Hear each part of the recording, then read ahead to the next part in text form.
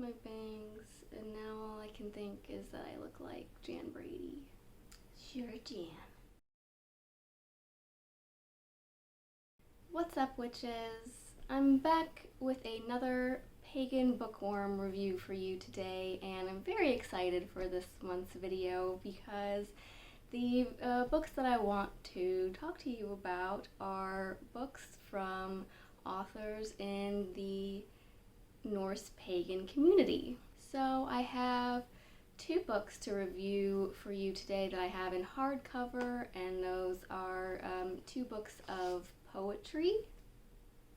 And then I have an ebook that I'm going to go over really briefly from another author in the local community, which is a collection of short stories on Norse mythology.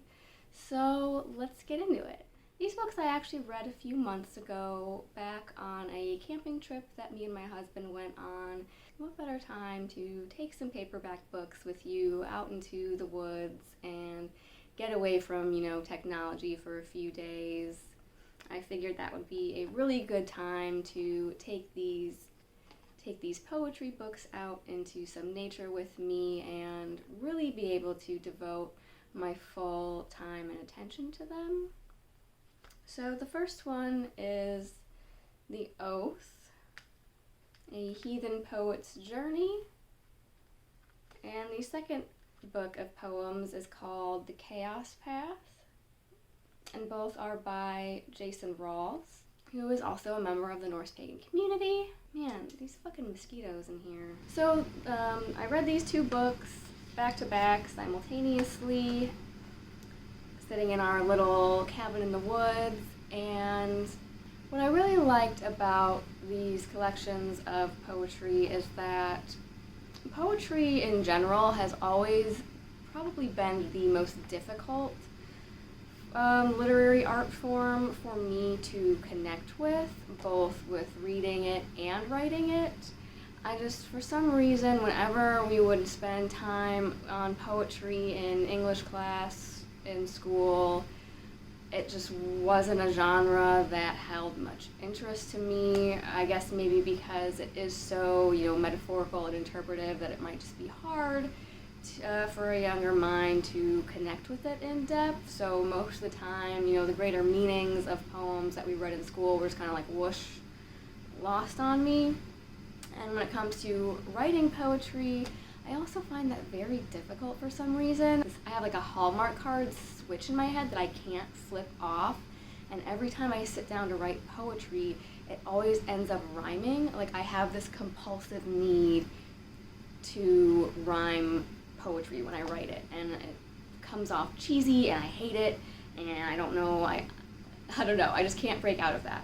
There is definitely a fucking mosquito in here. But what I really liked about this poetry is that it's almost less poetic, and because it's not, grandiose, flowery, Shakespearean language here. It's very primal.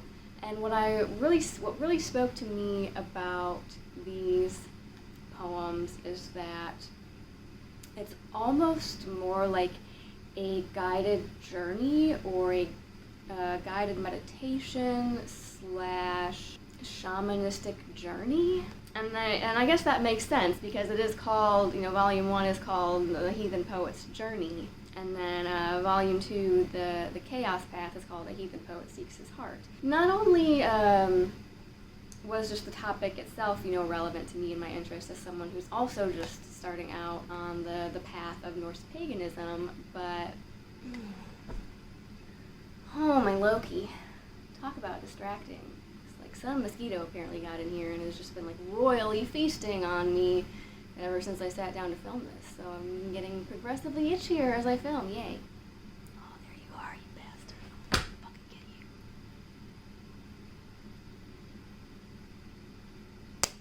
you. Huh. Anyway, where was I? Not saying someone who has an altar over here has been getting real antsy this week, but what I really liked about these books is that they spoke to me less as just like straight up poetry in terms of what you might, stereotypically think about poetry as, and it's yeah, it was very much like a guided meditation journey, kind of like a guided journey to the underworld. You're, exploring the poet's inner world, so to speak, and going on this shamanistic journey with him. And so as someone who is also, seeking out Odin and hell, and just has kind of only been on this path for about a year now, there was just a lot within these words that really spoke to me. And I found myself almost in a little bit of a trance as I was reading, and the language is just very evocative and descriptive. I have a very vivid imagination to begin with, so it's just kind of naturally easy for me to form vivid pictures in my mind as I'm reading, but the poems in these books kind of very easily transport you there to those places.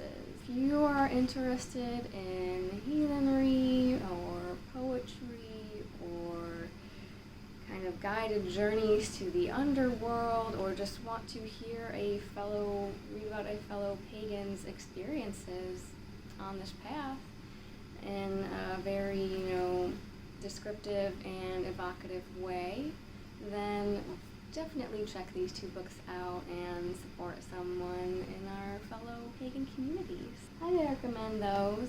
Third book I'm going to talk about, I had to write the title down because it's a long one, and I only have it as an ebook on my Kindle, but it is a newer release from someone who's also a member of the Norse Pagan community.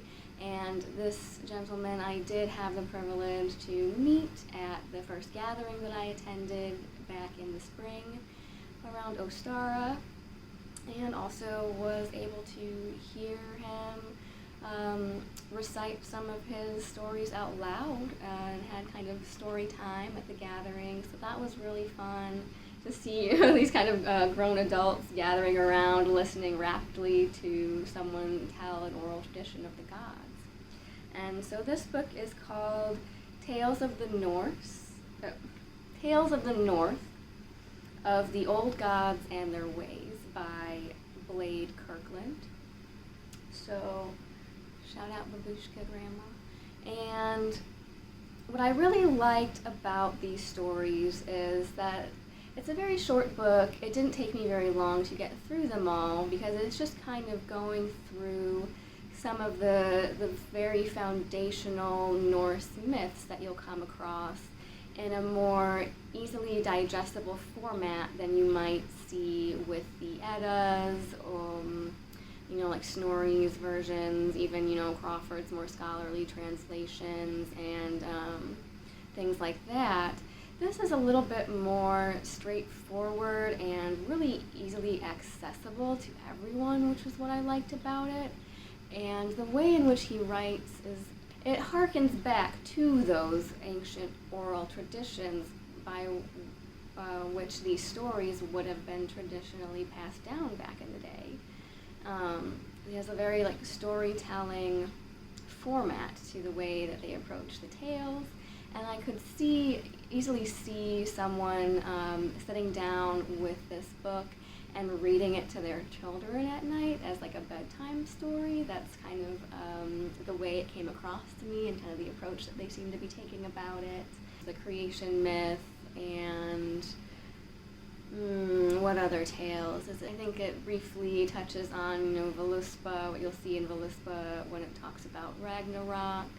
It pulls from that and condenses it into one narration, which was the part about in Völuspá where it talks about Ragnarok is one of the earliest things that I ever read in terms of mythology, and for some reason the wording of it and the imagery has just always really stuck in my mind throughout the years, even way before I found my way to Norse paganism. So I really liked that part of it.